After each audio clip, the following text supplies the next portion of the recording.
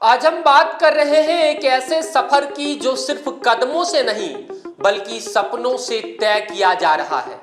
एक ऐसी कहानी जो बिहार के हर गांव, हर गली में गूंज रही है। प्रशांत किशोर और उनके जन स्वराज अभियान की कहानी।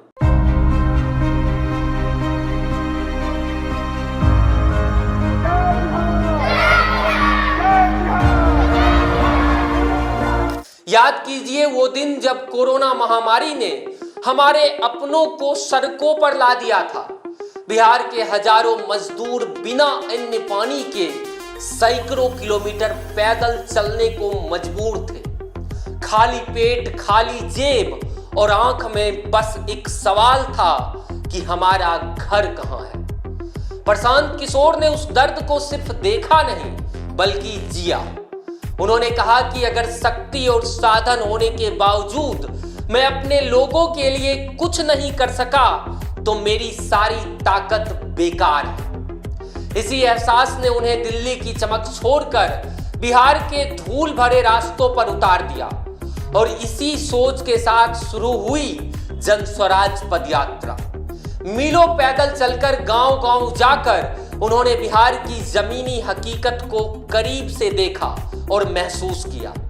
सड़कों पर कीचड़, करकराती ठंड, चिलचिलाती धूप और पैरों में असहनीय दर्द। इन सब बाधाओं के बावजूद वो चलते रहे क्योंकि उनका मकसद सिर्फ एक था, उन चेहरों को पढ़ना, उन आवाजों को सुनना जो दशकों से अनसुनी रह गई थी।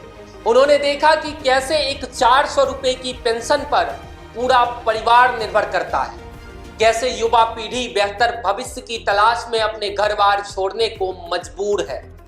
ये सिर्फ आंकड़े नहीं थे, ये हमारे अपने लोग थे, हमारे बच्चे थे जिनकी आंख में बेहतर कल का सपना था। और फिर इसी यात्रा से निकला एक नया संकल्प, जन स्वराज पार्टी। एक ऐसी पार्टी जो जनता के बीच से निकली है, जनता के सपनों को पूरा करने के लिए।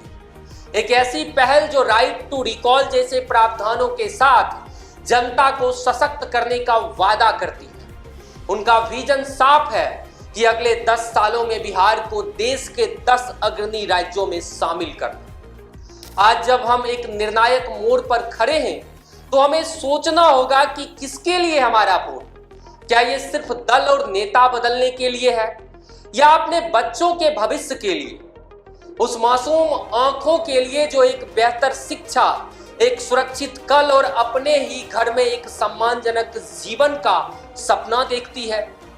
प्रशांत किशोर ने अपना सब कुछ दांव पर लगाया है इस बदलाव की उम्मीद में कि बिहार बदलेगा। अब फैसला हमारे हाथ में है।